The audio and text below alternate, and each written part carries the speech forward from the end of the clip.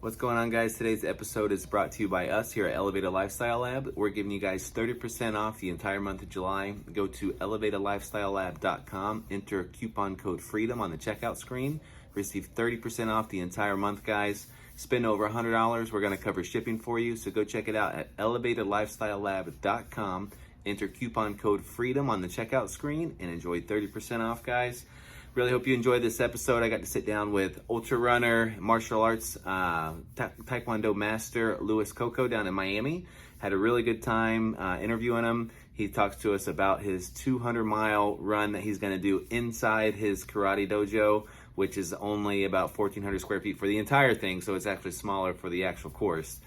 He's trying to raise $10,000 for the Thumbs Up International charity. He's trying to get $1 per lap donated. He's going to be running 10,000 laps around this little dojo in order to try to attempt to hit 200 miles and raise $10,000. The charity of his choice is Thumbs Up International. I'm going to include all that in the show notes, guys. Please help him, and let's try to help him raise that money, and let's give him a ton of support. Hope you guys enjoy, and I will talk to you soon. All right, what's up, guys? All right, we are here with a cool episode, guys. I'm down here in Miami at the Heroes Martial Arts Studio with ultra runner, race director, and taekwondo master Louis Cocco. What's up, man? How you doing? What's up, man? Thanks for having me. Yeah, really appreciate you coming down and taking the time. Yeah, man. Well, thank you for hopping on the podcast. Thank you for opening up the studio here so we can do it. No worries. My pleasure. This is ground zero. This is where all the crazy shit happens, right? Yes, sir. A lot of between taekwondo and running, a lot of crazy things have gone down over the 13-year history here. So. Well, I want to jump in straight to the meat and potatoes of why we're bringing you on the podcast, so we can get it in first so everybody hears what you're doing. But I do want to take it back about a year. You did a race inside this dojo, right? Something virtually that was kind of inspired by lockdown. Kind of run down like what inspired you to do that, what it was, and how you got through it. Yeah, absolutely. So, COVID kind of threw all of us for a loop, and I felt like maybe ultra runners were going a little more crazy than everybody. For sure. Trying to, figure out a way to get runs in, and, races were canceling left and right. And then so a buddy of mine, Bree, who does, with Wicked Skins Athletics, who is a phenomenal award designer. She does all the awards for my Miami Ultra Race Series, and she does awards for a ton of Florida races and races really across the country. But no, she came up with her own virtual race, which was the Hubert's Run for Sanity.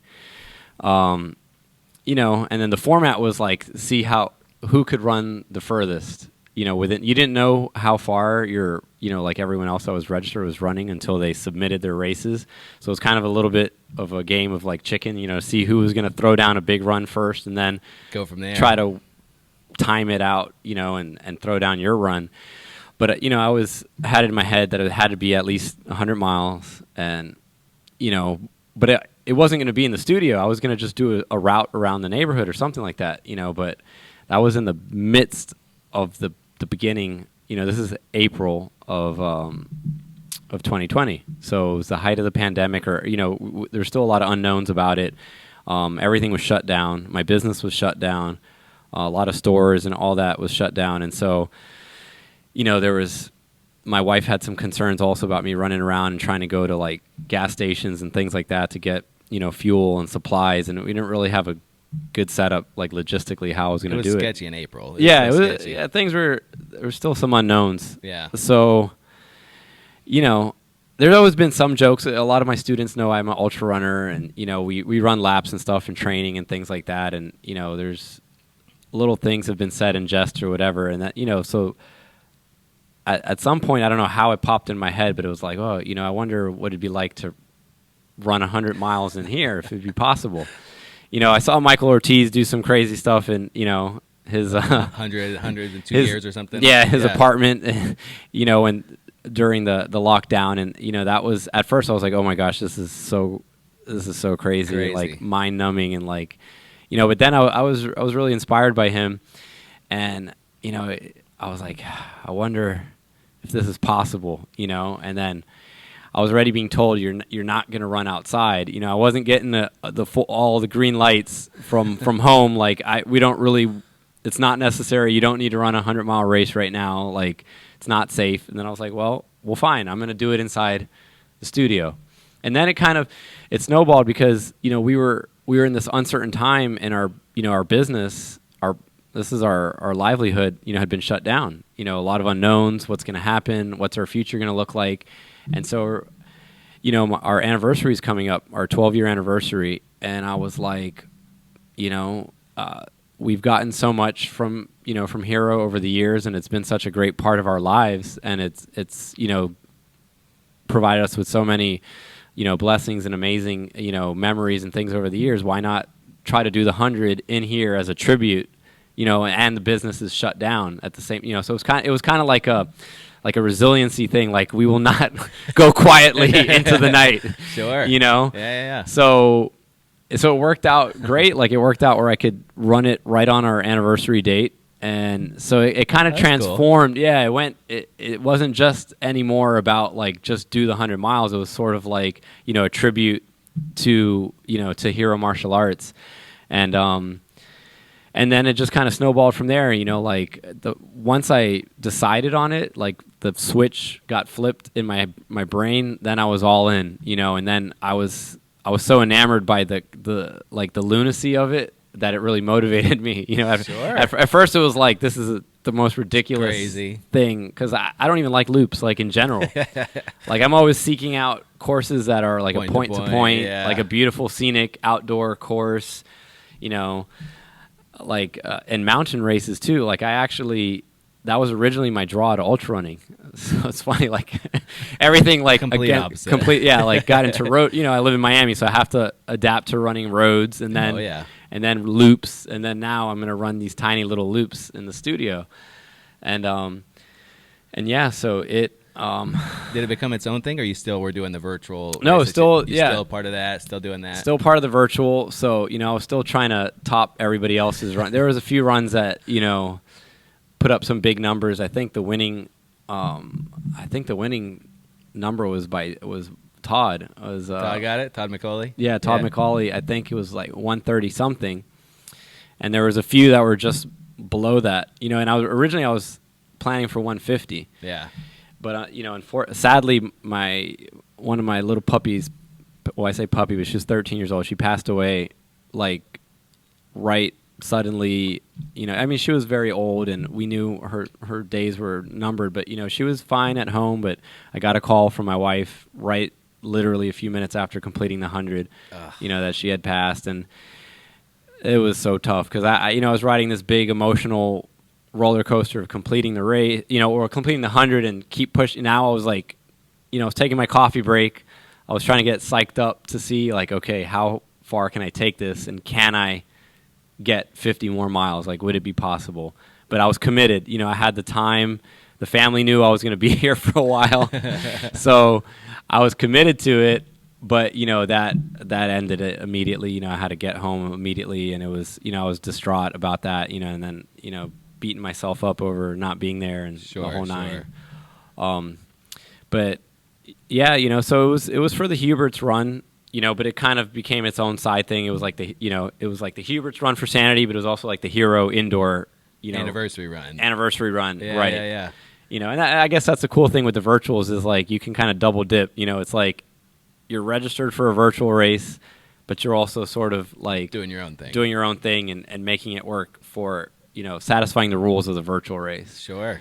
And and it was fun. Like, my son wanted to document the race. There is a movie out there. It's got like 200 views of running around the studio. Some of the prep leading up to it, and then running around the studio.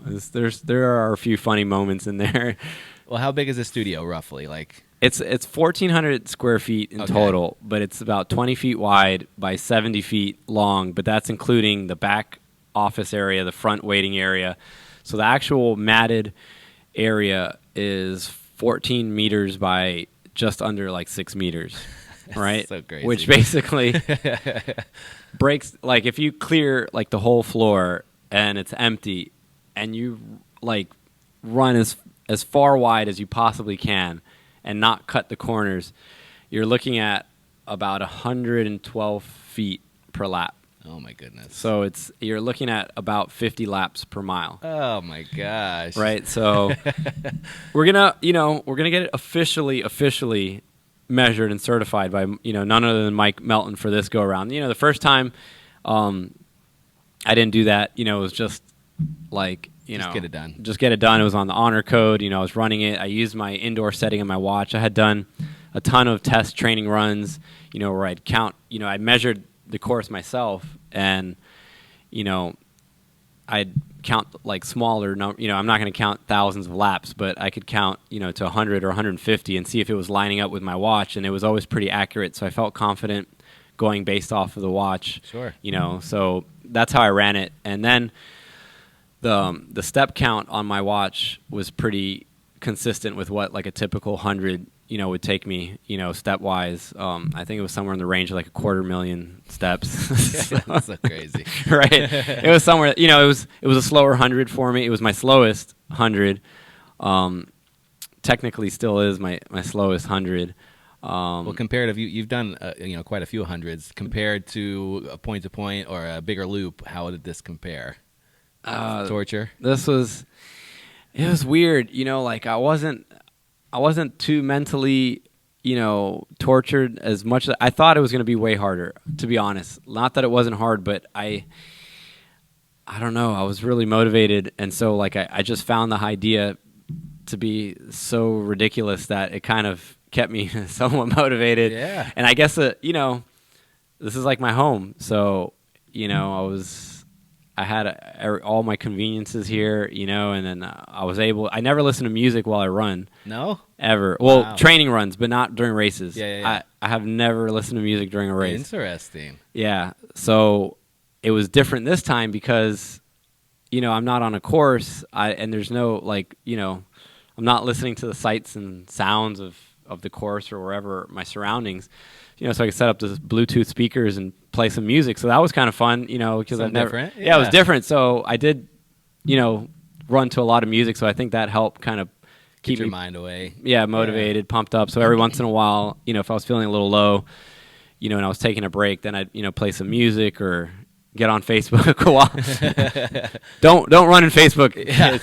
But yeah, I'd get on and see all the messages, and I'd pump me up Get and some inspiration. Yeah. right. I'd post little updates and stuff like that, and I did fall off the hill a few times for doing that. Yeah, so tell us, you not only did around this little bitty course, but you also it was your son's idea to set up a little platform to walk over for each lap, right? Right. My son, initially said it, and then my daughter, of course, was like, yeah, he was like, Dad, this is going to be so boring. And he's like, I want to set up a hill. Oh, he had other ideas too, but I was like, yeah, no. Like a rock climbing wall. Oh, yeah. He was going to put pads down, like almost like a leapfrog thing. And I'm like, nah, you're crazy. Yeah. I was like, you realize I have to legitimately run 100 miles. Yeah. And so he set up, like a little artificial hill, and it turned out that, because the rough estimate was 5,000 laps, it yielded over 7,000 feet of gain. Wow. And another 7,000 feet of descent. That's crazy. It was just a step up. Right, we just step up. Wow. I mean, yeah, it wasn't even that high, but if you do the math, if you take 1.5 feet of elevation times 5,000, It adds up. you're over 7,000 feet of gain, and and so that hill was the killer. It's so crazy. Like that's like ultras in a nutshell, right? Like it's like it.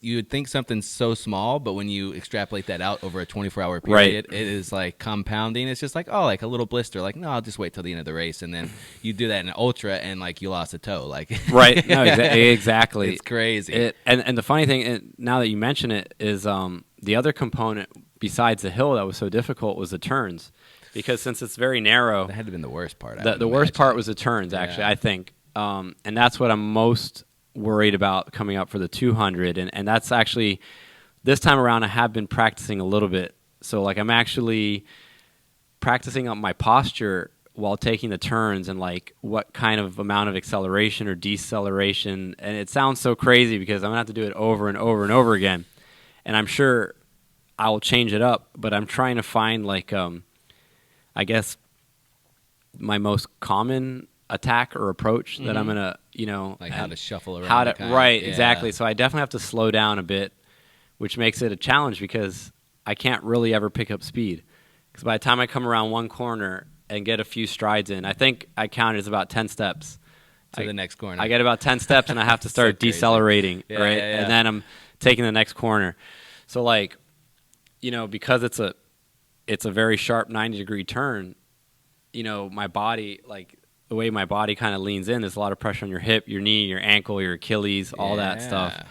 So I'm trying to like figure out how to like stand in like a weird, almost like counteract that lean, Yeah.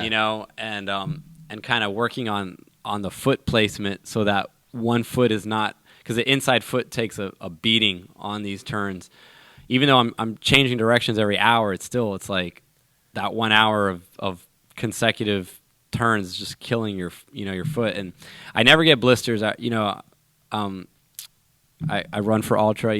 I've been wearing Ultras for 7 years now, and they've worked great for me. And I use Injinji toe socks, and that combo has always worked great. And I rarely, not that I've never, but I rarely blister, rarely. And I'm a very low maintenance runner in general, but I had a ton of blisters, Really? because there was so much friction. Oh, It was just nothing. There was just nothing the shoes or the socks could have done, because it was just constant turns. Like Yeah. you're literally turning the whole race. Like that's what it ends up feeling like, because once it becomes a blur. Yeah. And it's like a few seconds, go by and you're doing the next lap, turn. a A lap. second goes by, you're doing the next turn, And so that's the hardest part to manage, and that definitely like battered my feet, and so that's my biggest concern, going into the 200. Yeah, we haven't even mentioned that. Right, so that's right. Getting into that. So this year Right. you had the I saw you at the treadmill run Jason was doing. That's where Right. kind of where we met. I've seen you around, but that's not kind of where we officially met. But Yes. you had a joke as far as like you and your wife. You're like, Right. wouldn't that be funny if I did that again? And then Right. that turned into like, well, what if I did double? So, confession time was, I initially, it really was an April Fool's joke to start. It actually was. Okay. But I kid you not, as I was typing out the text and thinking of it, like as I was making my Facebook post, it was the weirdest thing. Like I'm sitting there, I'm stalling, I'm trying to, find the right wording, and I'm making the post, and I started actually thinking about it. And I was like, because I also, and I don't, it's not totally confirmed, but I've done some research and I've reached out to a few ultra running, historians, and I think this would be the shortest track ever used to achieve 200 miles. So, it'd be like a world record. Yeah. And it's a weird world record. It's not. There's a lot of weird ones though. There's a lot of weird, but okay, it's a little weird, but to me it's kind of cool still, and definitely the longest run ever in a martial arts studio. I can Absolutely. confirm that. Golly, But man. so I'm typing it out and I'm like, is it a joke or do I want to try this? And I started writing it, and then when I started looking for a picture to post with it, and then I had like this really intense like flood of memories come in and flashback, thinking of the whole thing, and I was like, well, why not? Why not go for it? So I posted it, and then people were commenting, oh, April Fools, and some people are like, oh wow, that's amazing. They're taking it serious, and they're like, yeah, let us know, do it. And my, every time a comment comes up, because my wife was tagged in it, she's like, Lewis, when are you gonna let people know this is a joke? Because it got, sometimes you post something, it gets no traction, but other times it gets a lot of response. People were responding to it, and she's like, Lewis, and I'm like, but what if it's not a joke? And she's like, Lewis, she's like, so. Then we started talking about it, and I was like, well, why not? I'm like, this is the most convenient possible ultra I could do. Yeah. Like, literally, it's Logistics-wise, we're a few minutes from home. Yeah. You can come see me anytime you want. You and the Yep. kids can hang out as much or as little as you want. I'm here. I'm safe. Yeah. So why not? And then, so she kind of caved and was like, okay. And once she gave me the okay, then I was like, all right, it wasn't a joke. It's on. It's on.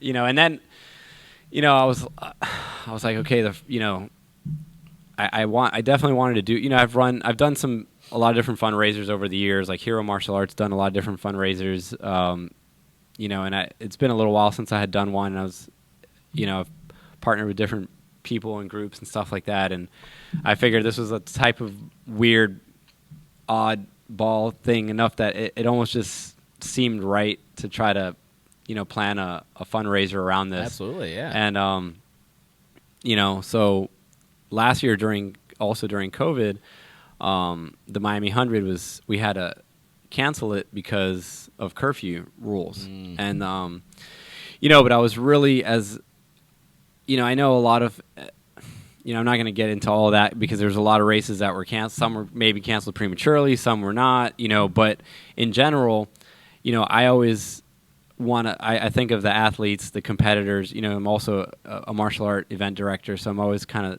trying to look out from their perspective.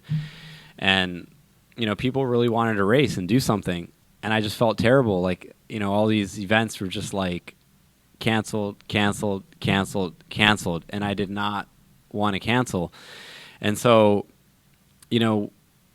I told my wife, who's my co-director, and I was like, well, what if we just put on a 50 miler in place, and I told everyone that ran the 50, that signed up for the 100, I would defer them for next year. They'd get to run the 100 the following year, and I'd give them a complimentary 50-mile race this year. And then I allowed other people to just register separately for the 50-miler. So it worked out great, and a lot of people, showed up and ran the race, and were really grateful to have a race to run, and the day went perfect. And so Karen Lebetsky, who's out killing it right now at Badwater, she's crushing it. She reached out to me and asked if she could run with Carrie Grusson, who they have run several. Carrie has an incredible story. She many years ago she interviewed a Green Beret who was who suffered from PTSD. And he attacked her and left her for dead. I heard about that. It's tragic. And but as she says, she was too stubborn to die. And she's done all these amazing things over the years. And her and Karen are the co-chairs for Thumbs Up International. Okay. And so and they provide all these different opportunities for differently abled athletes to get to starting lines and to run races and to educate people and to be more inclusive. About having different athletes participating in events. And so, Karen reached out to me and asked if she could do the race, pushing Carrie in the chair. And I was like, whoa, that's, this is an urban race through Miami. And, but, I know them, I believe in them. And they've done a lot. Like I didn't know they had a world record for doing the most triathlons. They have several world records. It's so amazing. And I was so inspired, and I was so, inspired just by the fact that they wanted to take this on. And like running through some of the sections of Miami, like just running it is tricky and is challenging, and then never mind adding it, to the chair and all that and to the maneuvering. And, and so I said, why not? I spoke with my wife, and she was immediately like, yeah, let's do it. Let's have them do it. And they crushed it. Wow. Carrie and Karen, they crushed it, and they podiumed too. Wow. And that's awesome. It was super inspiring. I was really overwhelmed and taken aback by it, and so I've gotten to know them, a little bit more, little by little over the time since that time, and learn more about the Thumbs Up International and all that. And so, I had been kind of mulling over a way to get involved at some point, and then I had this silly idea, and then the two ideas sort of ting ting. Yeah. So here we are. Nice. So yes. So the goal is that it's I'm still waiting for the official measurement. I'll get like the official number from Mike Melton. Yep. To know, but basically it's going to be about 10,000 laps, give or take a few. Maybe it's a few hundred short, maybe it's a few hundred more, but it's going to be about ballpark 10,000.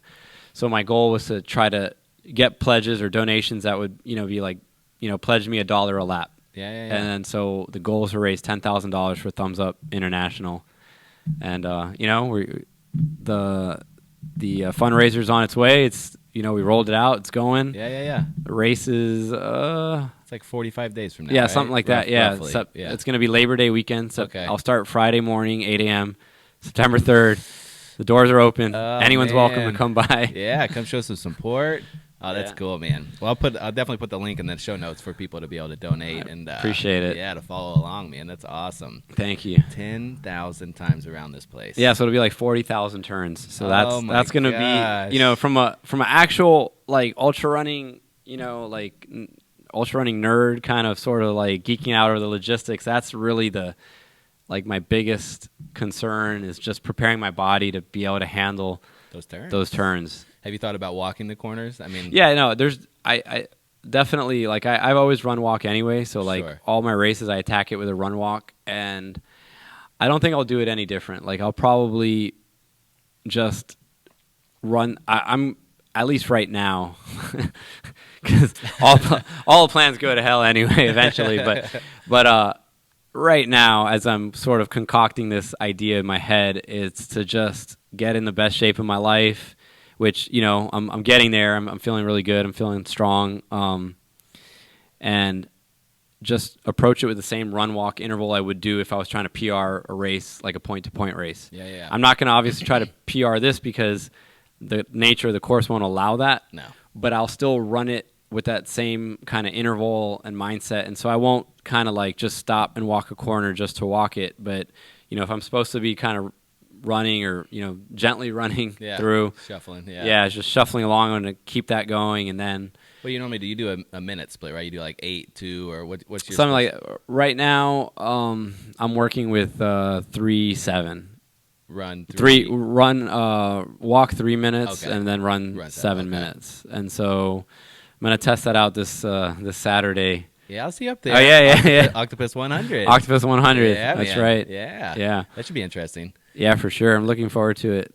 You have Yeah. a crew coming up with you? Yeah, I have a crew. I got two guys that are part of my Miami Ultra Runners crew. Yeah. Ray, he actually won the Ride the Wave, the intermediary race that we did in lieu of the Miami 100. Okay. So he was the winner last year of the 50 mile. And then Eric has just kind of crossed over into ultras, and he just finished the 50-50. Him and his partner did really well.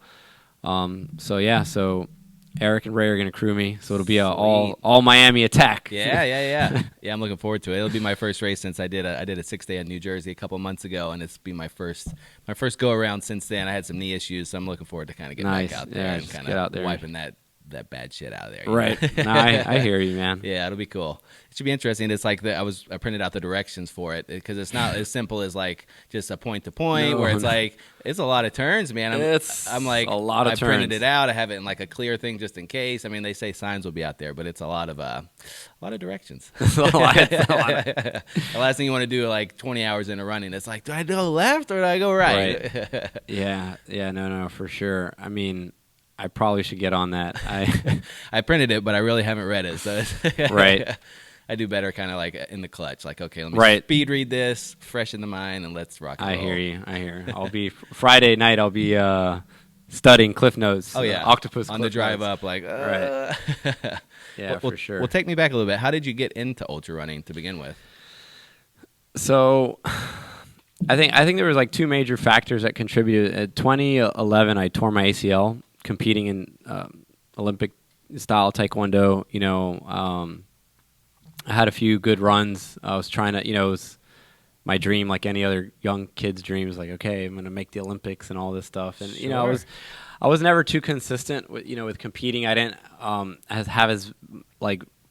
growing up, my training under my father in our Taekwondo school, we were a little bit more of a traditional school, so I didn't do the full gauntlet of the circuit like a lot of people did.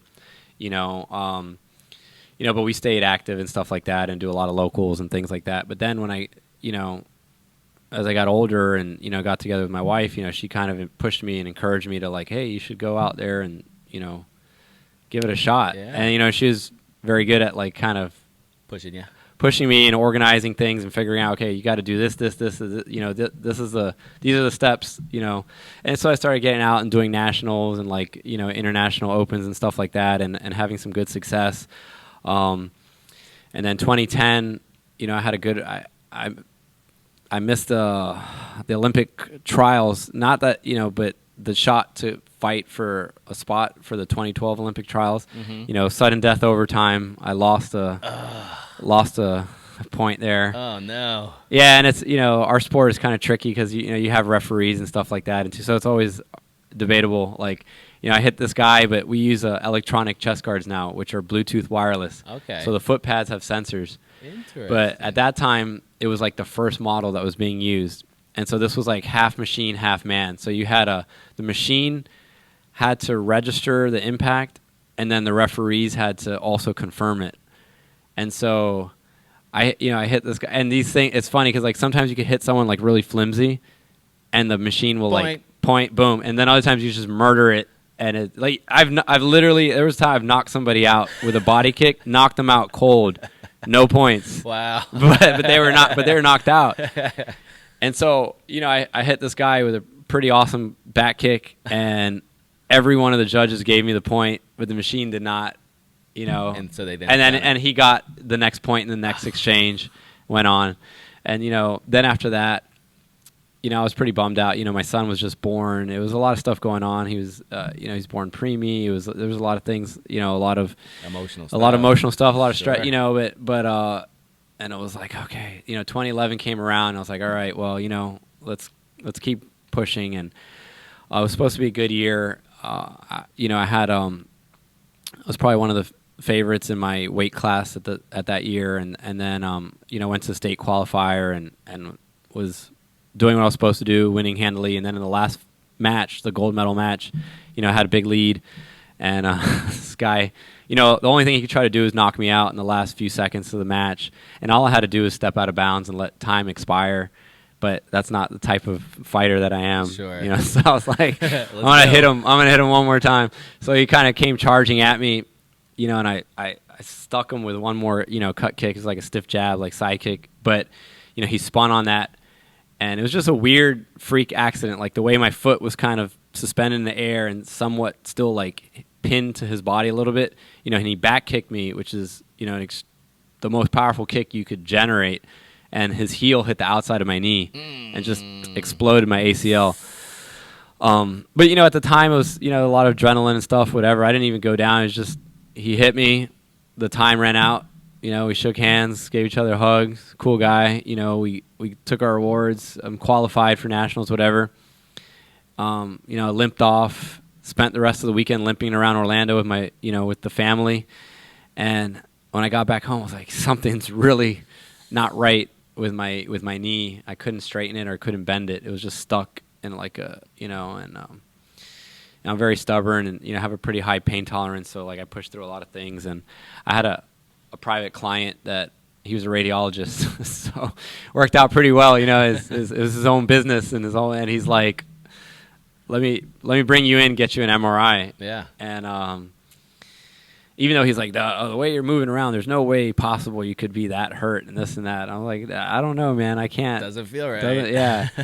So he got me in, and a few hours later he texts me and he's like, dude, your ACL is gone. And I'm like, this guy's always joking around. So I'm like, Jeff, dude, shut up, man.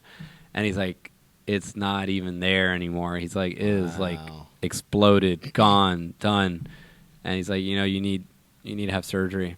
And so that was sort of like the beginning of the end of one chapter. Because, you know, not Start of another. Yeah, you know, by the time, you know, I had the surgery 4 months later, and, you know, I pushed myself super hard on rehab, and I was super determined to come back and fight again.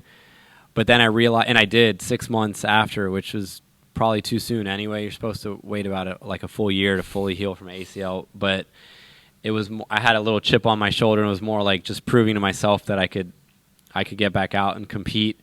But then it didn't feel right. Like when I competed, I was like, why am I doing this? Am I doing it just because I can, or is it what I really want to do right now?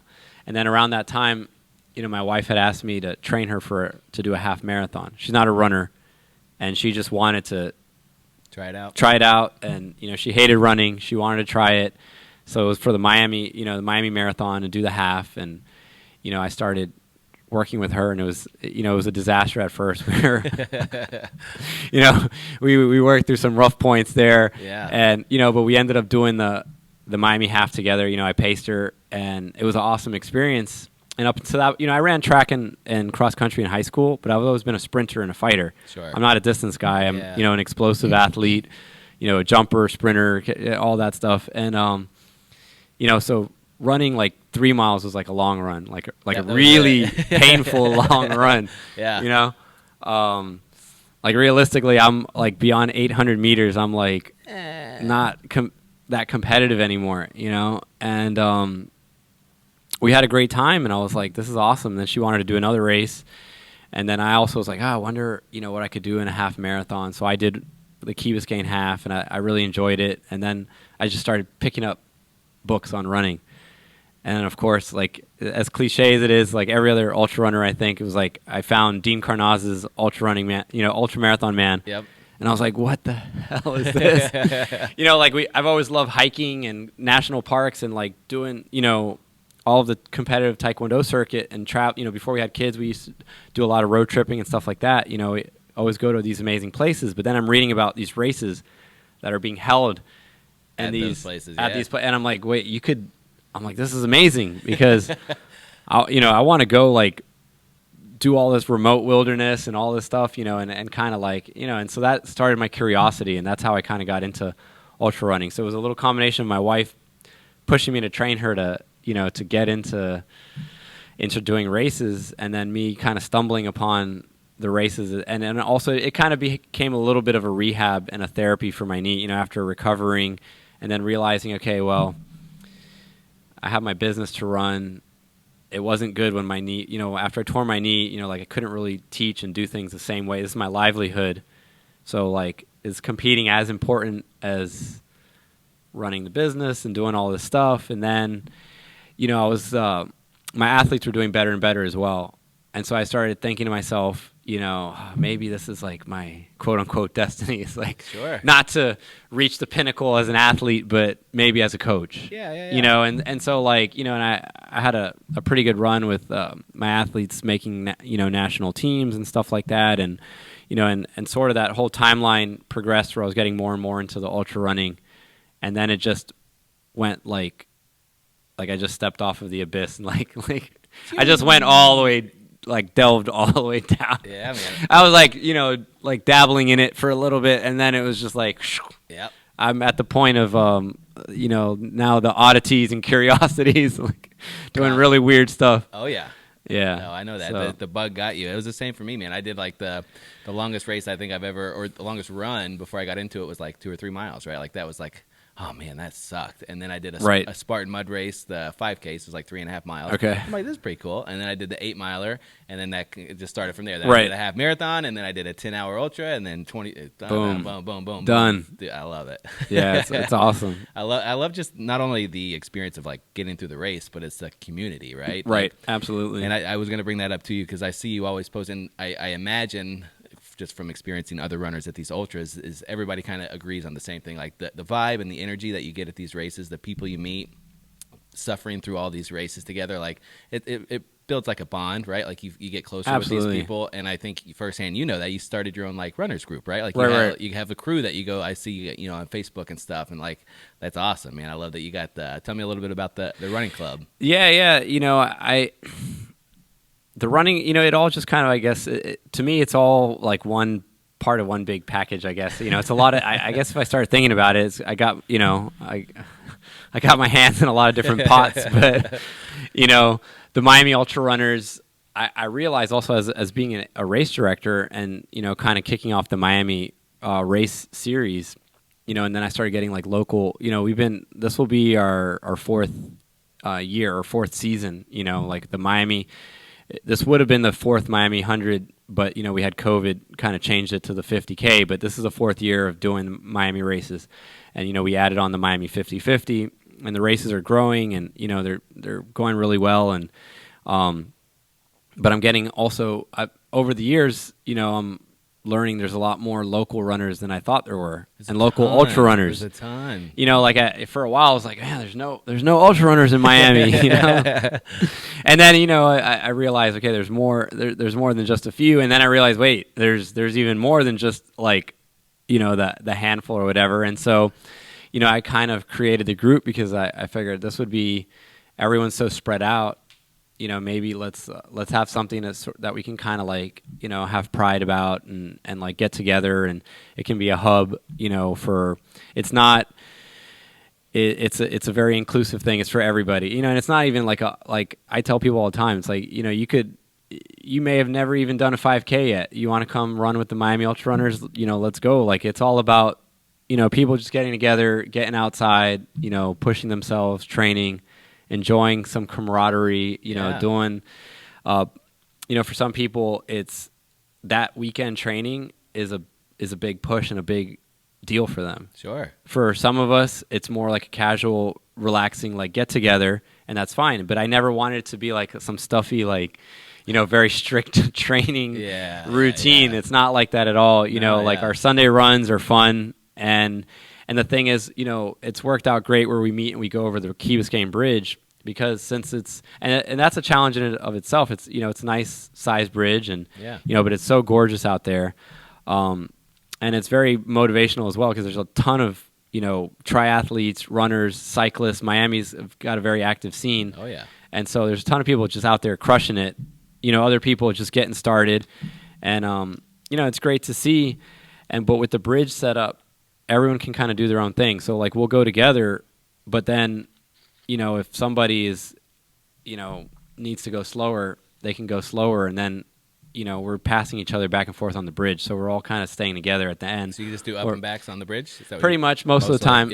Sometimes we'll change it up, and if it's like if we have a day where it's just a few people and we're like, hey, you want to go out a little further, we might, because Key Biscayne, the island of Key Biscayne will go out about 10K. Okay. So if you want to do like a half marathon, like out and back, you could. Yeah.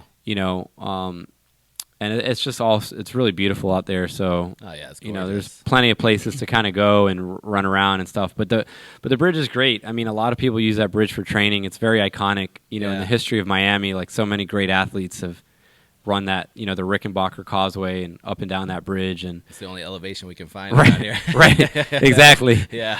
That's it. And a lot of times you'll see, a lot of, wildlife out there, you see manatees, dolphins, all kinds of stuff just out. Great. It's beautiful. It's wonderful. Yeah.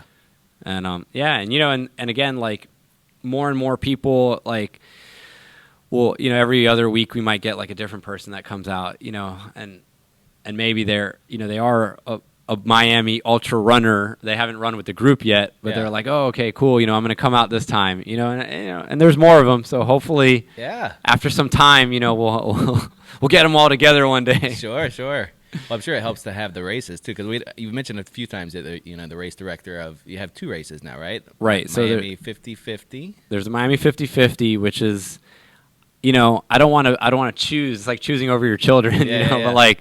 There's the Miami 100, which was the first, which was first my baby, and it was the first, it was like a culmination of all my loves. I love my love of cartography and traveling and maps and kind of. Yeah, because it's not as straightforward just 100. It's like it's almost like how do you call it? It's not a mystery, but it's you don't know where you're going till the next. Yeah, aid. it's a mystery route, but it's not like orienteering. Some people get confused. They think like you're supposed to navigate, and you're trying to find. I mean, you get a directional card that tells you exactly where to go. Like you're following a set route, and the directions are clear cut. Mm-hmm. So. It's not designed to make you for you to get lost or anything like that. Sure. But it is a mystery, and I thought it'd be cool to do a race where people had to sort of, I guess, focus more on their surroundings and the environment, and it's an urban race, and I wanted people to be in the moment. So it's you also can't really think of the full race because you have to go section by section.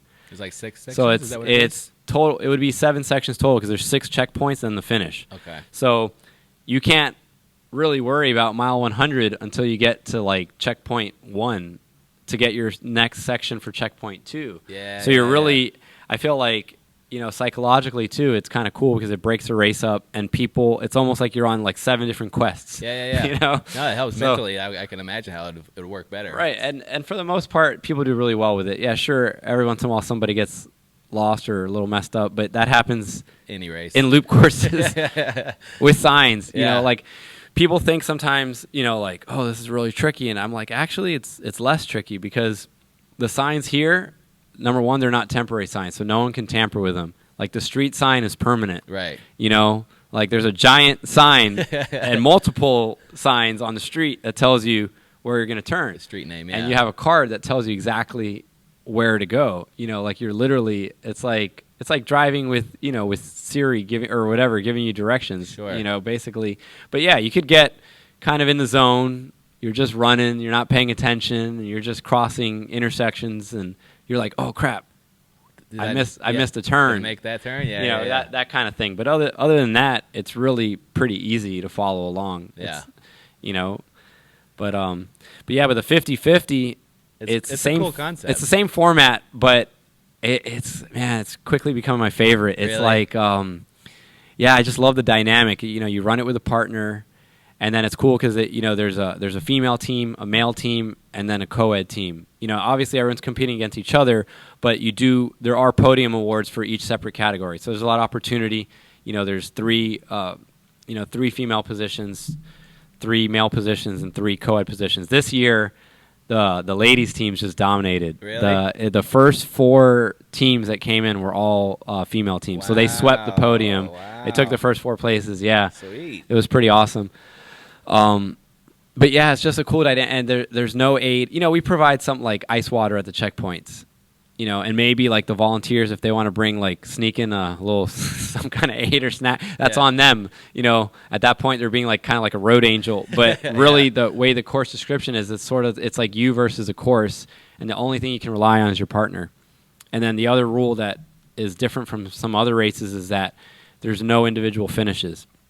So you have to finish together with your bud, yeah. With your partner. So like if something, even if it's tragic, like if your partner goes down at mile 45 and just can't continue, you don't get to finish. You're not gonna make it, yeah. Like you could run the last 5 or so miles, and if you want, I'll give you the finisher medal, but you're not getting an official. Like you're not getting a finish. Right. It will be listed as a DNF. Sure. Unfortunately, and so. So yeah, it's just really it's pretty cool dynamic, and it's fun. And the race is just long enough, and it's in June, so it's super hot and humid and challenging. People don't realize how hot and humid it is down here. No, it's brutal. And they're like, wait, 16-hour cutoff? Oh, that's so generous. I'm like, it's not that generous. No, just wait. It's really not. It's really not that generous. Yeah, just wait. Yeah, But and for the 50-50, do you have to be no crew and rely on just gas stations? Oh yeah. So it's no crew either, no crew whatsoever. That mixes it up. And it goes back to kind of my original, like with the Miami 100, I created it, and this goes back again how I first got into ultra running, like the Dean Karnazes kind of like what he used to call like the runabout, where you just throw on a pack, throw a credit card in your bag. Take off and adventure and explore. You need to stop somewhere and get fuel, get it, keep going, and kind of see where you can go. And so, when I created the Miami 100, I always thought of the solo runner, like the adventure runner in mind. Like where, yes, obviously we cater to like really competitive fast runners and have their crews and and obviously crews are great for safety and everything like that. But I do like the adventure, self-supported spirit of the race, where it's like, and it's the bulk of the race is urban, so there's so many places to stop. Yeah, every corner. Like every other corner, you could stop at a gas station, a fast food place, a supermarket, a pharmacy, whatever. There's a million places to stop. There's a ton of parks too, where there's bathrooms, there's fountains, there's an overabundance, if anything, of places. So it boils down to strategy, because you could actually stop too much. Yeah. You know, especially too if you're like, oh, Like, oh, look, McDonald's. Right. Oh, look, Taco Bell. Like, right. Well, oh no, and there's a lot of trendy, cool places to go too. So people are like, you know, some people come and they really come with the mindset of having fun. Yeah. You know, they're like, oh, I want to I'm gonna like try this place. Right, exactly. So you're out there like really, you know, tasting and taking in all the sights and sounds of the city. You know, the time might start kind of slipping away from you a little bit. You know, Get caught at a restaurant doing some salsa dancing. oh yeah, for sure. Yeah, man, it's cool. It's fun. You know, it's a lot of fun, and it's been a lot of fun. I really look forward to, you know, the races and planning them out. And this year, there's going to be a special surprise for the Miami 100. Ooh. So, I mean, I guess I could just drop, you know, some people know about it, but, you know, so this year, Miami, in a few days, actually, Miami turns 125 years old. Okay. So I was like, What can we do with that? I kind of feel like we have to have a 125-mile, Ooh. you know, like special birthday edition. So for the Miami 100 this year, there is going to be that extra 25-mile bonus challenge if anyone wants to take it on, and there'll be like a special buckle, like commemorative buckle for it. So that you know, that little Put a little spice on it. that little nugget of information will drop soon and become a official. And so like people that are already registered for the 100, if they want to, you know, upgrade and take on that challenge, they can. Sweet. You know, but yeah, I feel like, okay, how many times does your city turn 125? Yeah. You know, and Only it's once. basically exactly a 200K. You know, I could call it the 200K, but I kind of like the 125. You know, 125 birthday special. Yeah. No, it's cool. So It's on my list to do, so There. I got to register for that. There you go, Cool, man. Yeah, nice. yeah, for sure. So the question becomes, because, you know, I myself running my own business, having 2 kids, a family life, training for ultras, how do you find time to do all of it, right? Like that's the most common question, especially for ultra runners training and you know, being a parent and doing everything. Like, how do you find the balance? Like, how do you make sure you're attentive to your kids, to your wife, to your business, Right. and still be able to run 100 miles? No, that's a great question. Yeah, you know, well, Arnold Schwarzenegger says sleep faster. Yeah, exactly. 6 hours is it. Right. I definitely do a lot of that. There's a Yeah. lot of sleeping faster.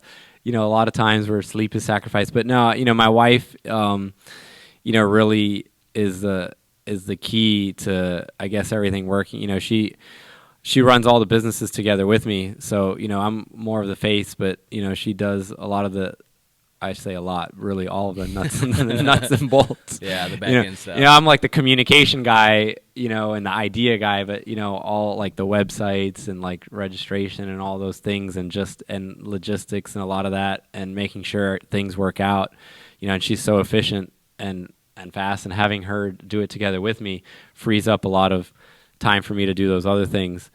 You know, and then with the martial art studio, you know, I've been blessed to live this lifestyle, you know, pretty much my whole life, and you know, the hours are pretty great. I can't complain. So, you know, there's a lot of ways you could kind of take the martial art business, and some people do like kind of after school care and stuff with it, but I've never done that. I've never gone that route. I've just strictly taught martial arts, and it my schedule is super streamlined. It's pretty small and compact. But it works, and it gives me a ton of free time, you know, so I have a lot of time to spend with my family, with my kids, you know, with my wife, and, you know, a lot of times they're here too, so, you know, it all depends, but you know, that's kind of all worked out pretty well. You know, don't get me wrong, there's times where, you know, I'm definitely burning the midnight Both ends. Yeah, and there's seasons with it too, you know, like, summer's always tough for me because I do run summer camps here. Okay. So summer I'm putting in a lot of hours, you know, because our you know, I'm here, I'm hands on with everything. So you know, the school is very mom and pop, and you know, it's not like overly commercialized. I don't have a lot of staff or anything like that. Sure. You know. But that's how you get the flexibility too. Right. There's a fine line, you for know. for sure. Yeah. So the summer, you know, and you know, so when I'm doing camp, I'm putting in a lot of hours, but you know, it's a small period of time during the year, and we'll see. You know, I don't know how many more years I'll be doing summer camp. Yeah. You know, maybe you know, a few more years for my kids because they enjoy it too and they like spending time with it. You know, Sure. at some point probably phase that out. Are your kids into martial arts? Yeah, for They're sure. in it? They both train. Everybody trains. Cool. You know. And how many kids you have? Two kids. Two kids. Two Okay. kids. Yeah, I have a 5-year-old daughter, and my son's 11. Okay. Yeah, and no, it's been great. You know. Oh yeah, man, that's cool. Pretty lucky guy. Yeah, so no definitely. complaints. Well, what about you? You know, because I have a 6-year-old and a 3-year-old, and so you got 11 and a 5. Did life changed for me when I had kids? Fatherhood completely changed my philosophy of life, what I want to do with this. What's your take on that? I mean, obviously it's a big impact, but for me, like that's kind of what led me down all the stuff that I'm doing right now, right? Like the ultra running, the raising money for people, really helping, and it really opened my eyes on how to almost show love to other people, right? Like there's no love greater than with you and your child, and it's kind of like expanded my philosophy to other people in life. And I always like to pick people's brains that are in similar positions, that have kids that are kind of you know, somewhat in age. Because it's interesting. Absolutely. I mean, my kids, you know, they definitely, you know, inspire us and myself to, you know, my wife and myself to be better, and to kind of, you know, it's an amazing thing because you kind of, you know, you see the world through their eyes, and you know, you want to spend as much time with them as possible and be able to kind of, you know, position yourself in your life where you can not only spend the time with them but provide the, you know, everything that they would need to be, you know, happy and successful. You know, and I guess some of the things I do, I want to, I guess, in a way, be better at it or become more successful. So that way, my kids see him. You know, my son, he's already like, he has a very kind of like, you know, entrepreneurial mind, and he's very much into like creating things. And, you know, he's working on his movies and doing all this stuff. And like for the things we've done together, he's got like a million you know, he's writing books, he's doing all this stuff. And so like, I want them to be able to really, you know, kind of just follow whatever their passions are. You know, a lot of people, it's funny because doing what I do, people, you know, and being a really involved in the coaching scene and stuff like that for competitive Taekwondo, you know, a lot of people think like, oh, you want to push your kids to be like the next like champions. Bruce Lee or whatever. Yeah. And it couldn't be further from the truth. You know, like I did this, like I went, you know, it's a tough sport, and it's a tough, like in the competitive world, you know, is also it can be pretty ugly as well. It's a great thing, but like, especially like when it comes to like Olympic style sports and stuff like that, you know, you got all the recruiting, you got the competitive programs trying to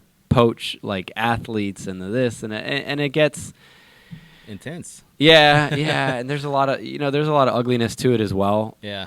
You know, and so like some of that, just that whole world and fighting, you're not just training yourself to be as good as you can, but you have to go through all the political like BS and all that, and you know, there's like so many different layers to it, you know. And again, like if they're drawn to it, which my daughter might probably, you know, she's probably more the one that would want to, you know, compete and fight. Like yeah. Luke, you know, Lucas has done it. He's done a lot of tournaments.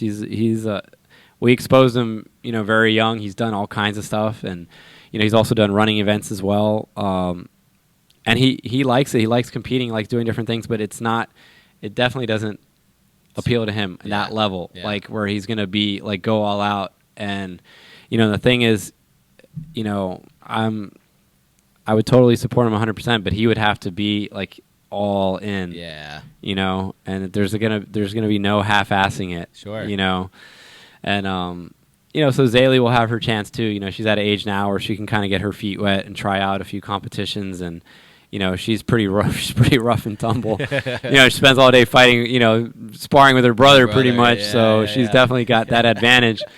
So we'll see. You know, but yeah, like whatever they want to do, whatever they want to pursue, but they will have to, you know, have that discipline of, you know, seeing things through, you know, as well. Like, you know, not just, you know, let me try this. Let me try that. Right. Yeah, it's fine. It's fine to try things and stuff like that. And, you know, there's no reason why you have to just do one thing in your life. But, but you know, you have to also know that things, you know, anything worthwhile takes sacrifice and dedication and, you know, effort and all that stuff. And, and kind of going back to what you said and just giving back and all that stuff. I think it's important for your kids to see, get exposed to, different parts of the community and also and understand that, we do live in society and it's a community and they have to, it's not just about ourselves. Sure, we all live through our own window, but we're all in this, world together. And so if we want to, kind of try to leave the world a better place or make it a better place while we're here, you have to try to do whatever little things that you can to try, to have an impact. And whenever you can, if you're in a position to do so, you should. Yeah. Not everybody is blessed with those opportunities, but when you have them, it would be sad to not take advantage of it. Yeah, for sure. Yeah, that's the important thing that I try to impose on the kids, right? I mean, mine are still pretty young, but just to have them have it as an example, because I've noticed that over the last few years of doing all this is like what really hit home, which makes my heart feel like completely full, is like seeing the other person's reaction that you're able to help, whether it's carrying an old lady's groceries to the car or, jumping somebody off on the side of the street for their batteries dying or running a race and feeding a bunch of people on Thanksgiving, like all that stuff. Right. It's like, that's what I've learned over the years. It's, I'm not old, I'm 35, but, I've learned from what's commonly said is like the material things just dwindle out, right? Like, you can go get a new this or you can go to new that, but it's like the stuff that's kind of like putting fuel on the fire for me is like just having that it's like a fulfillment, right? Whether it's helping your kids or helping other people, it's like, man, that's like, that's that shit. That's like the good stuff, man. It's fascinating because I wasn't exposed to this when I was younger. That's why that's why I'm trying to like, I don't want to be like the over pushy dad, like, oh, you're going to get into running or you're going to get into podcasting or, stuff like that. But it's just to be able to, I guess, more live by the example than rather push it on them. But it's definitely a journey, fatherhood. No, yeah, for sure.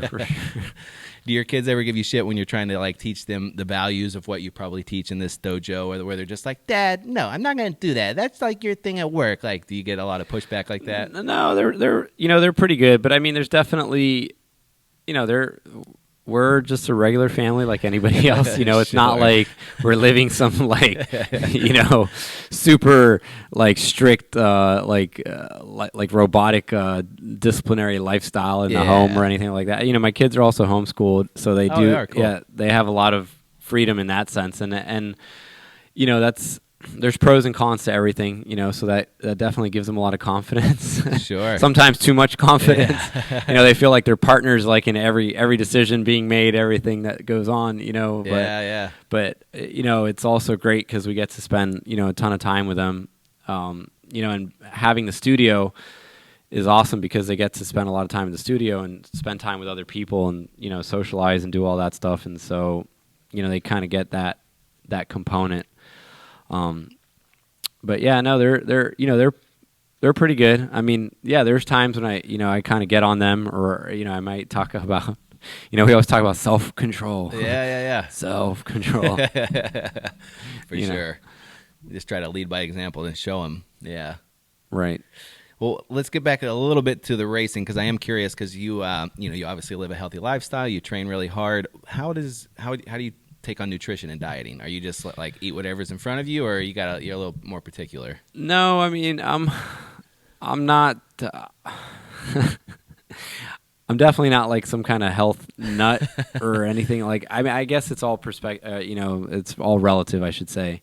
I'm sure for a lot of people, I probably, am extremely healthy, but I'm definitely not like super strict. I have my moments where I'll eat some junky food. But I try we try to eat a healthy lifestyle, and avoid garbage. Yeah. That's the main. More than what I eat is more like what not to have. Sure. And so like for especially right now, like training for the races coming up. I try to not have any like sugar. Again, I'm not like I eat sugar, and for many years, let me put it out there, like I've eaten whatever, I've eaten any and everything. Oh yeah. And a lot of times because of the sheer volume of exercise that I do, and I guess, just a lifestyle, like a lifetime of exercise, because I've been doing Taekwondo like several hours a day, every day of my life since the day I was born, pretty much. Right. So there's been that consistency there, so I've always pretty much been fit, so that consistency is helpful. Sure. It helps to make up for some poor diet decisions. Yeah. But as now going back to the whole fatherhood thing and being a husband, I can't be selfish and just eat whatever the hell I want, and then my wife and kids are going to pick up bad habits. Sure. They're not doing anywhere near the volume of work I'm doing as far as exercise and stuff like that. And so, I try to be, cognizant of that fact and know that it's up to me, to provide a good example. So it's like, we're trying to make sure that, we cut back on sweets and things like that and just junky food and try to, cook as much as possible at home. Sure. What does race day look like for you? Do you, like, for example, like the 100-miler coming up, are you more of like liquid and like just get to the finish line type? Because I'm always curious what people get through. Like some people do, high fat, no carb, no sugar the whole race. Some people do like liquid calories the whole time. Or me personally, I like to have like cheeseburgers, rice, potatoes, meat, right, and that kind of, and then obviously some candy bars and some other sugar shit. But what gets you through it? So so far, for all the hundreds that I've done, pretty much it's a combination of like some liquid calories. And then, just real foods, but not really like food. I'm not going that like what you just said. I'm not going that hard. Yeah. It's more like granola bars, peanut butter and jelly, bananas.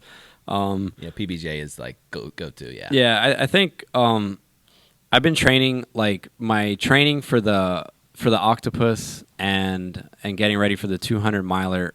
I've ingested 0 calories, like total in all my training. And I'm trying to go more and more like with less, right? And just prepare my body to be more efficient, and I guess use more fats and all that stuff. And so the last few races too, I've noticed like I've eaten less and I was fine. Like at Lost, I really didn't eat that much. Like I kind of followed my general protocol, but I was okay with just kind of sticking with my general rotation. Like I usually go, straight water. I'll do, like a regular handheld, like a 20 ounce, 22 ounce handheld water. And then when that runs out on the next one, I'll do half coconut water and half Gatorade. Oh, I haven't heard of that one. Okay. Yeah. So there you go. Secrets. Secrets out. Secrets out. For several of my first hundreds, I was using Tailwind just because that like, I was new to ultra running, so they had Tailwind, and it was like, oh, okay, like I need this special formulated electrolyte drink to like get me through, and and I did Tailwind for a while, and then one year, my second year doing Keys 100, second time running it, I don't know, it just wasn't working out for me, and it's a great product, and it's not, nothing against Tailwind or anything like that, but I just decided that day I was just like, okay, no more of it. I'm just gonna finish the race with just straight water, and occasionally I'll have some, Coke or whatever. Mm-hmm. And, it was a crap race anyway. Like I had, went out way too hard in the beginning and just was overheated and dehydrated from the very beginning of the race. Yeah. Spent the whole race just like, it's like a car where the radiator was like blown, just like pulling over every like few blocks, like pour water in it. Give me some ice. Right.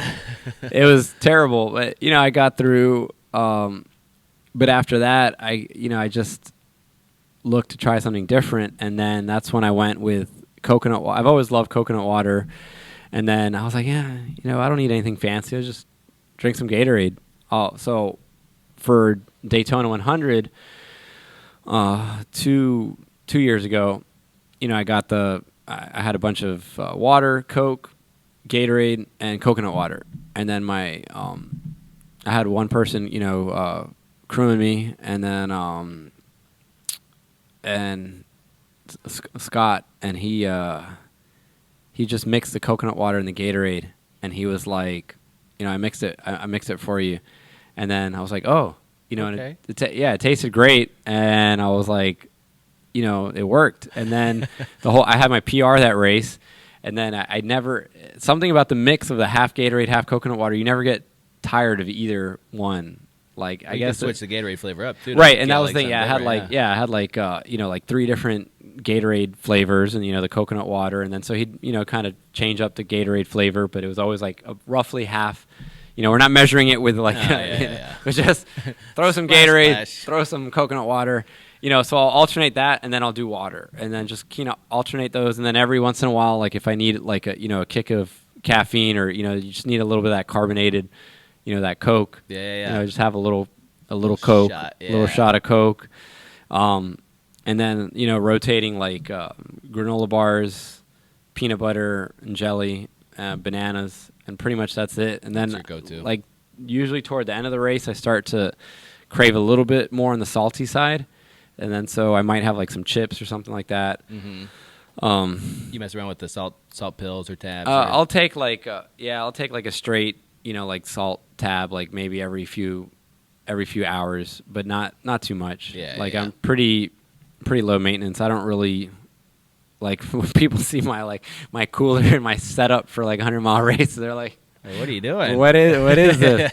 I see people with their setups and all this stuff, and yeah. it's like I'm probably one of the most minimalist, and I got it like kind of narrowed down to a science now. So like when I go grocery shopping, and I bring my stuff for a race, it's like there's not, and even still I'll have leftover, but it's very minimal, and it looks like they're like, oh, what? Yeah.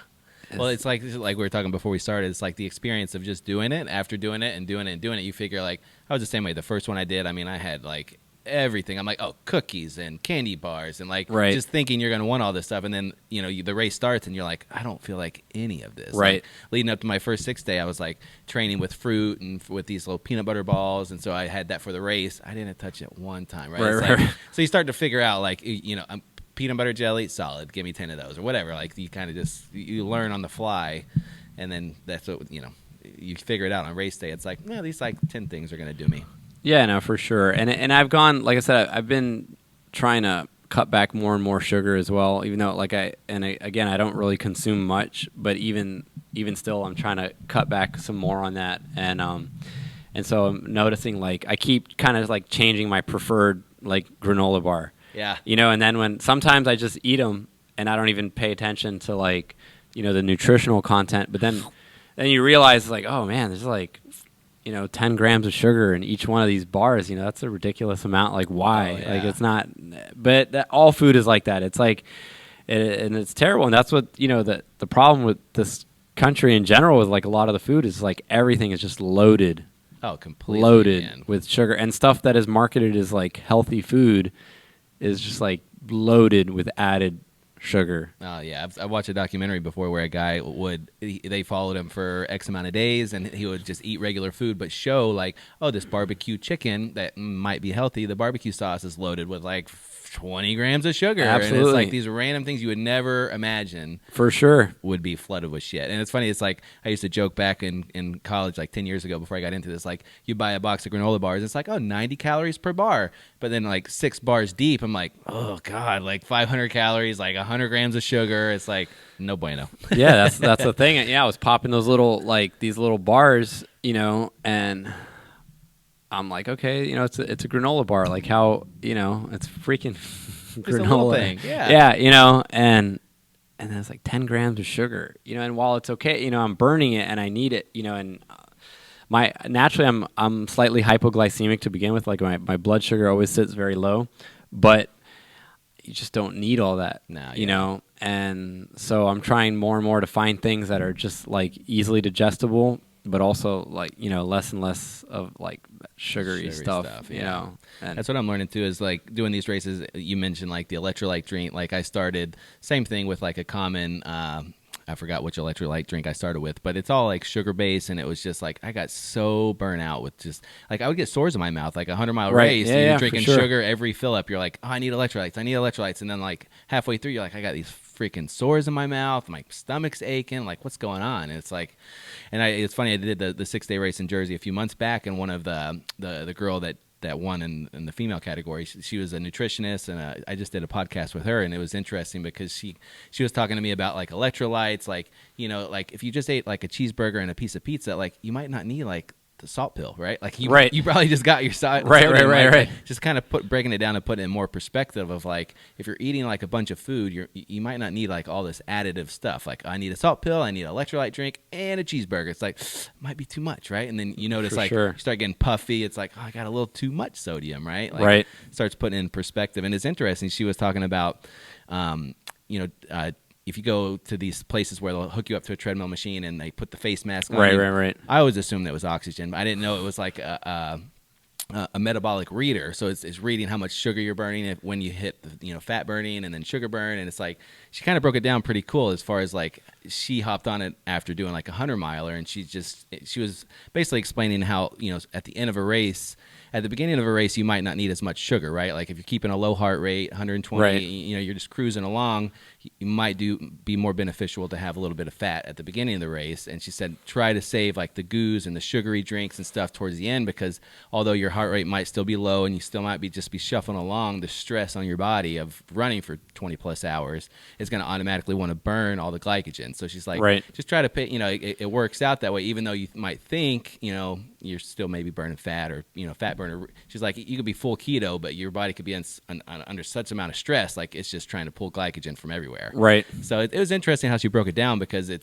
it'll help if you think about it that way, if you're just like, and I've done the complete opposite, right? I've had like piled up all the sugar at the beginning, like breakfast is like sugary bagel with peanut, like jelly and like all the stuff. So it's fascinating. It's like each race you're picking and you're learning. And no, for sure. I definitely, that's why I love the hundreds, really, because there's so much more strategy that's involved and so much to learn about it, and it's like, well, I feel like I'm far from having figured out like the perfect, or the optimal, fueling or set. Like I'm sure Gatorade's probably not the best thing. There's a ton of sugar in that. Yeah. And now that I'm like doing this podcast with you, I'm like saying it out loud. I'm like, wow, maybe I should rethink the Gatorade. Yeah, it is a lot of sugar, but you're burning it for sure. But but it's getting cut down. Like it's coconut water, Gatorade, and then I drink a lot of water. And then usually as the race goes on, I tend to go more towards the water and a little bit less of the electrolyte. I'm the same. Like, especially when the sun goes down. Yeah, once the sun goes down, and then you're not, obviously you're, unless you're running a great race where you're negative splitting it, like usually the exertion and the intensities come down a little bit. Yeah. So you're okay kind of going with more. And at that point, I'm just so tired of everything. It's like, just give me some water. Yeah, that's it. know? Yeah. I'm eating less. I'm drinking less. It's just water and just kind of get through it. Yeah. But again, those are things where, the idea is to figure out how to run as consistent, hopefully run as close to even splits as possible. Yeah.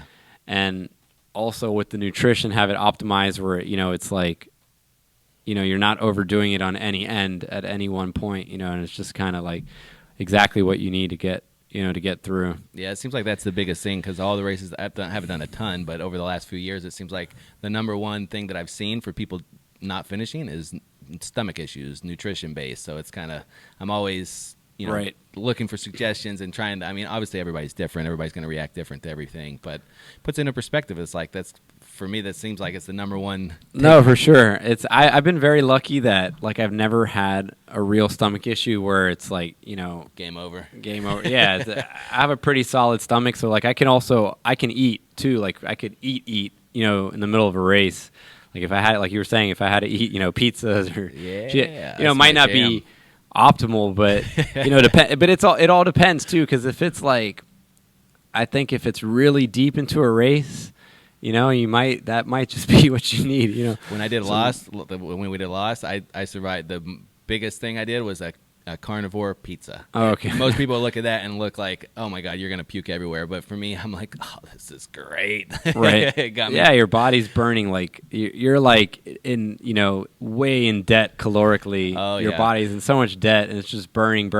So it's like whatever you put in there is just gonna get Burning it up. incinerated like immediately, and just go out there and keep moving. Yeah, for sure. You know, so yeah. So what is your training block leading up to like these races? Obviously with, just being ultra running in general, there could be like months where it's just maintaining, but now you're in the clutch now. You're leading up to 100 this week, but then you got the 200 coming up. What's like, I get, more generalized, like miles, how many miles per week? I know you're doing some strength training in here and you're trying to focus on some core, but yeah, I've never been like a high mileage runner. And, so I was hoping to really ramp up my miles to like a new high for me, get to a new plateau. I'm hoping. I'm still young in this game. I'm not, like I said, going back to my history, I'm not an ultra runner per se. Like that wasn't my strength. I was always an explosive athlete.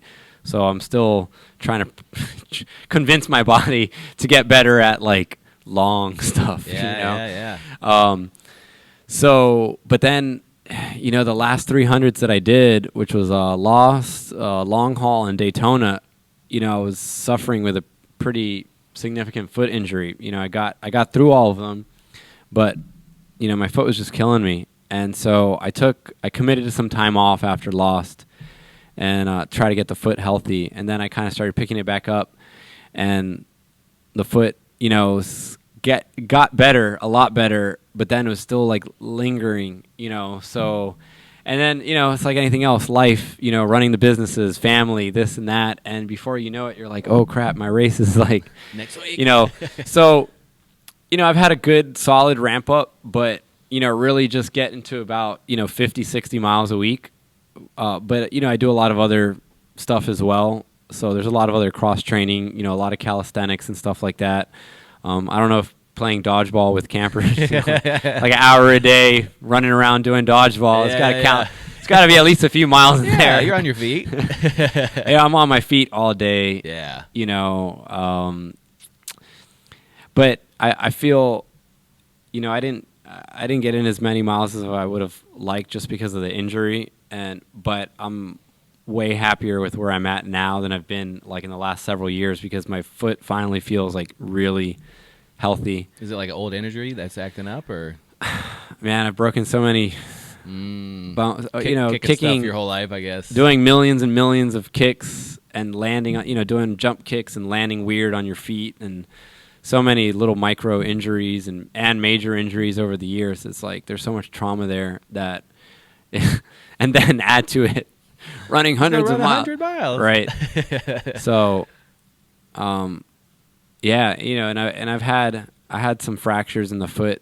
I had some stress fractures a few years ago, and had some other things. And like I said, I've kicked so many bones. That's probably the main culprit right there. Yeah. Yeah. So learning to, one of the hardest things for me actually, in this whole ultra running journey was like really learning how to transition my training and balance like my martial art lifestyle and the ultra running lifestyle, because if I teaching is one thing, but if I start, I'm very active with my teaching, and I'm still very competitive, and I still train, and I still like I've gone and done a few tournaments just for fun, like just shits and giggles here and there, it's still not off the table to go back and possibly fight again at some point.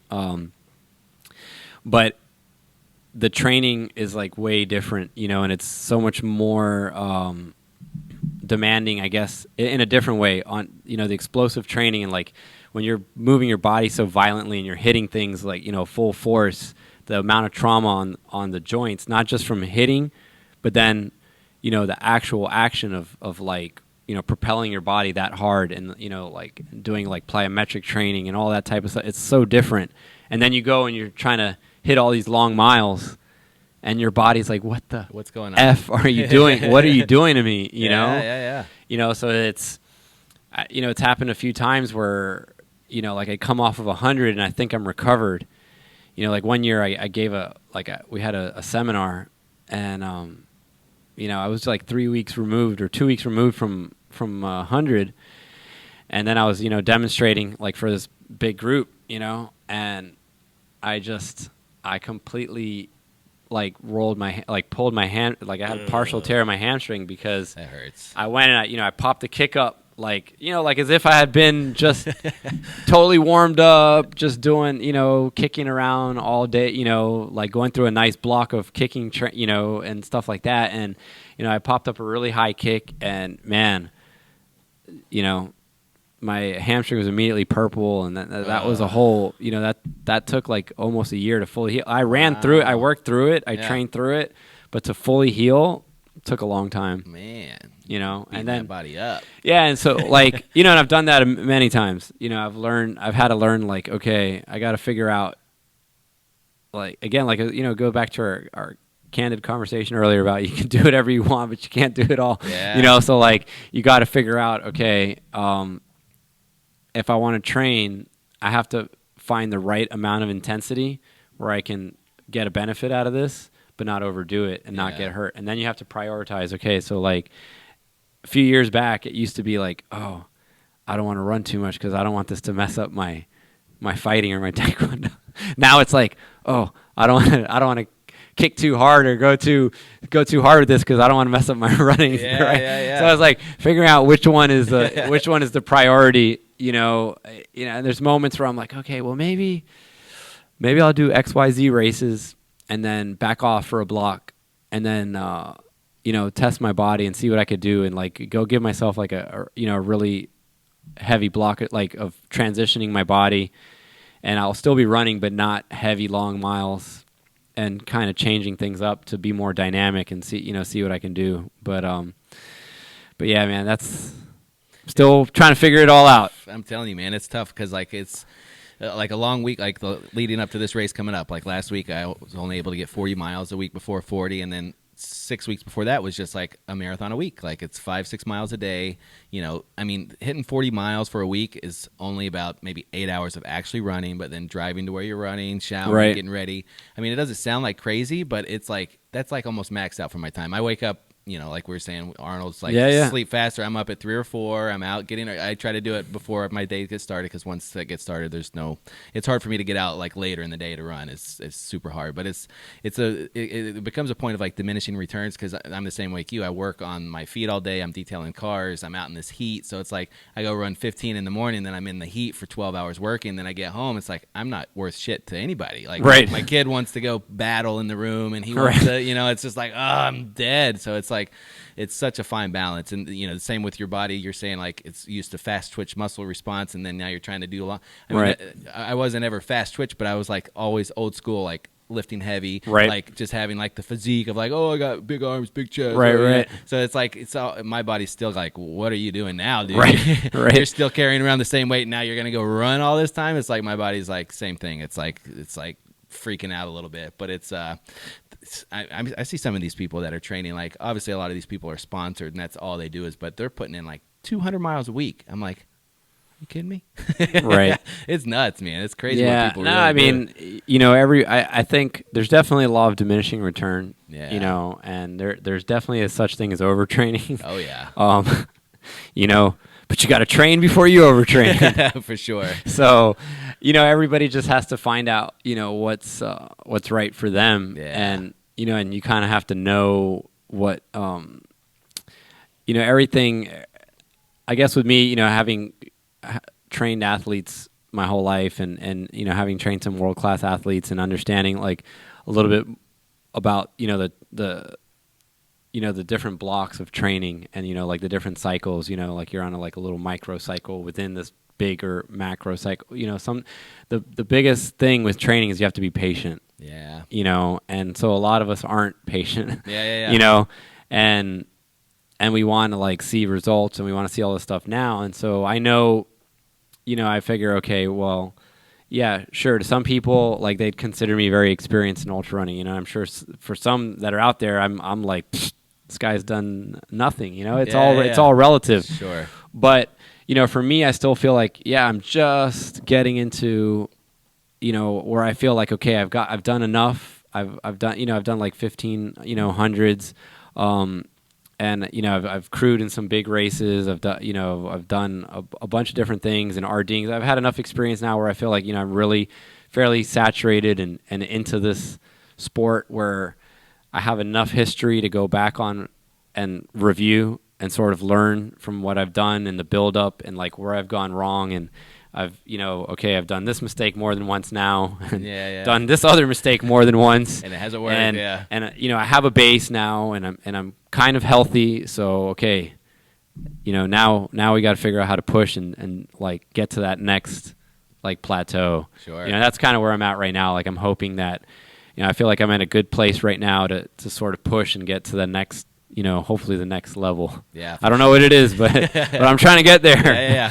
So, well, 200 miles around this thing's gonna get you to that next right. level. Well, that's the next level of crazy. But but I'm also I'm very competitive with myself. So like I still have illusions of like time goals and improving times and getting like faster and faster and performing and stuff like that. So I figure again it's the be patient with the process and know that like if you do want to get there, you can't just think it's going to happen in this next training block or even the next one after that. Like you just have to stay as consistent as possible, and all those little actions that you've kind of built up, just like your life in general, what's gotten you to here, or gotten you to the point where now you've started a family and now you've started a business and you've done this and that. One step kind of contributes to the next. Yeah, so for sure. Just got to keep grinding. Keep on moving. Well, what's that kind of brings us to the next point. What would be some of your bucket list races? There is anything where it's like, I'm going to do that one day? I know there's a lot, but there's definitely a lot. I mean, obviously one going on right now is Badwater. I was going to ask you about your crewing experience out there. I crewed Lisa. She's killing it right now. I crewed her, Lisa Devona. I crewed her 2019, and that was her debut year at Badwater. She took third female overall. Nice. It was an amazing experience. I had been to Death Valley before, just adventuring, but that was before I was even into ultra running. Sure. But is it like another world out there? It really is. It's it definitely like steals a little piece of your soul. Really? Death Valley is pretty magical. There's a lot of places like that in our country's so beautiful. There's so many amazing places, but Death Valley is very intoxicating. It really is. And then the race itself is very overwhelming, like the logistics behind it, just the fact that it's in the summer, the hottest place on earth at that time, and it's 135, it's not 100, so it's like that extra amount, just all the planning that goes into it. The amount of, I'll put it to you this way: we had for Lisa, we had 420 pounds of ice. Wow. Yeah. 400. Maybe we didn't use it all, but 420 pounds of ice was taken, carried, purchased for that ride, for that race. Yeah, between the initial amount that we started with, right, through whatever replacements we got along the way at the few spots. It's just that's like crazy. The logistics of this race is just crazy. The amount of planning and just everything that you need to keep your runner safe and all that, and in that kind of heat. So it's a crazy race, and definitely, I hope to get in. I haven't applied yet, but the application may go in soon. Cool. So there's that one. I definitely would love to do Western States. Mm-hmm. That was kind of like the first. Really, that's like the mecca of ultra running, and the father of like these 100-mile races. And there's so much, just the energy and everything surrounding Western States is like kind of crazy. Like I don't even like to talk about it too much because like I'll get like all emotional, So it's like one of those things. I'm like I just gotta let it it's happen. Just on the table until I get there, Yeah. or hopefully have the opportunity to to crew somebody there. Or even volunteer or whatever. But definitely Western States. How do we train in Florida for a race like that though? That's where I get it. It's funny because like you get to that point, but I think that makes training more exciting. Sure. Like get creative. You have to get creative and like it really challenges like your will and your determination. You're like, okay, I have this. I did like Badwater Salton Sea, which is like a baby version of Badwater. That's the 81-mile team race out there and on the course, the same one. It's not the same course. You're in the Anza Borrego Desert. Okay. So it's right off of the Salton Sea, but it's same concept. It's similar concept. It's a little bit the temperatures are a little bit milder, but you still get like crazy hot, and then you get a drastic change when you get to the night portion because, at one point you're doing a 3,000 foot climb up, this little mountain, this little 8 mile trail section where you're climbing a ridiculous amount. And after that climb, the temperature just drops like 50 plus degrees. And then you're climbing, you end up at Palomar Mountain, which is like above 6,000 feet, which, it's not crazy, but it's high enough that the weather's completely different. Oh yeah. Sometimes there's hail, rain, whatever. It's like in the 40s and rainy, and you started the race like at 100, in the desert with 50 plus mile per hour headwinds coming at you with sand blowing at you, and there's a lot of elevation change in that race, so when I was prepping for that one, it was just like a lot of, finding Hill little sprints. overpasses and little hill sprints and a lot of up and down, Yeah. and stuff like that. But, that's always exciting. Yeah. But, I guess there's a ton of them, man. There's a ton of races. A lot of the 200-mile races, some of the ones that Destination Trail Races put on, like Tahoe 200, Moab, Bigfoot. Now there's the new Cocodona 250. I've heard of that one. Yeah. It's definitely has my eye. Really? That might be sooner than later. Ooh, okay. Yeah. I love the mountains. I love adventuring and stuff like that. And so, I really I'd like to do something. I haven't been able to do a race. I've done a lot of hiking. I've done a lot of, on my own adventuring. I've done some 14,000 foot peaks like on my own, but I haven't done that type of environment in a race yet. So I'd like to, Try it it's out. time. Yeah, it's time to do one of those big races. There's a ton of them. There's a bunch of them.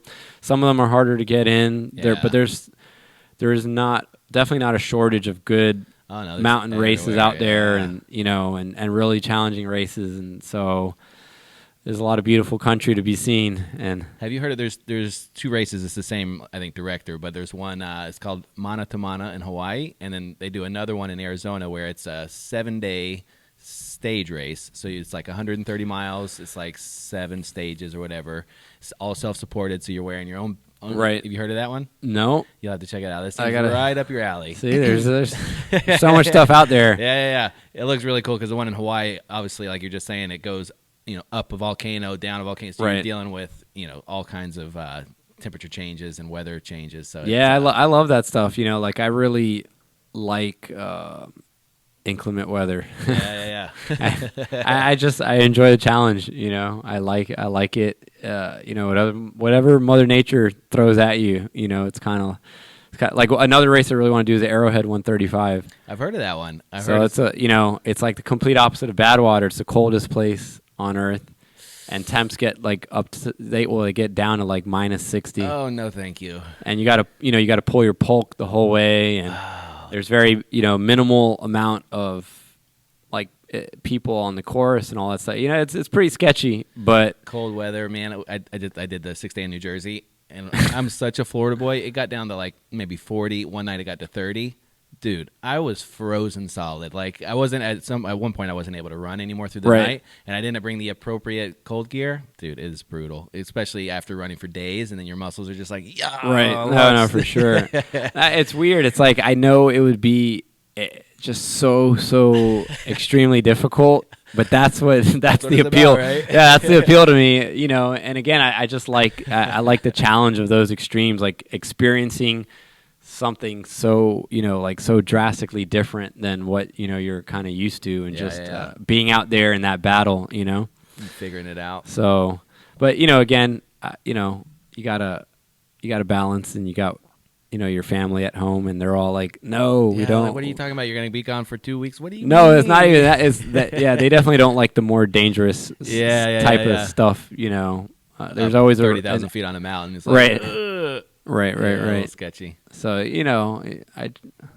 pick and choose the battles. One at a time. One at a time. One at a time. Yeah, you got a big one coming up. Yeah, one at a time. Well, brother, I appreciate it, man. I know we're getting close on time. You got to get out of here. I really No appreciate worries. you taking the time, sitting down with us. Yeah, thank you. I really enjoyed it. Thank you for coming down. Yeah, man. You know, get to the space is not too much bigger than this table. Yeah, man. This outside of the camera, guys, it goes back like 10 feet that way, 10 feet that way, and that is your 200-mile course. Yep. That's awesome, man. Where can people find you on social? Is there you got Instagram, Facebook? Yeah, I'm on Instagram. I gotta be honest. I'm kind of old. I'm 40 years old, so I'm more of a Facebook guy. Okay. My primary means of communicating with the world is Facebook. My Instagram's always a bit delayed. Yeah. I'm trying to do better with it, but on all fronts, like all my pages, like my hero, Miami 100 stuff, everything's more active and current on Facebook. Okay. Like my Instagram's a little slow motion. A little behind. Okay. But yeah, on Instagram I'm running running.ninja. The Miami 100, it's pretty easy to I think it's just Miami 100. Yeah. I don't even remember. We got the Miami Ultra Runners page on there as well on Instagram. Okay. If there's a Facebook page for the Miami Ultra Runners as well, the Miami 100 Ultra Marathon. And yeah. Cool, man. So, yeah, if you want any information on the Miami 50-50, which just happened, so for next year, any information on the Miami 100, and also to follow you on your race this weekend and in 45 days for your 200-mile run. Everybody, I'll put the link in the show notes to be able to go and donate. Remember, his goal is to hit $10,000, get $1 for every lap that he's hitting. So that's 10,000 laps around this dojo. Yep. Please click on the link, show him some love. Let's help him hit that goal, guys. And I will definitely be back during that time to do a little live and cheer you on, man. Sweet, man. Yeah. Well, thanks again. I appreciate it. I really appreciate it. Yeah, Thank man. you. Thank you.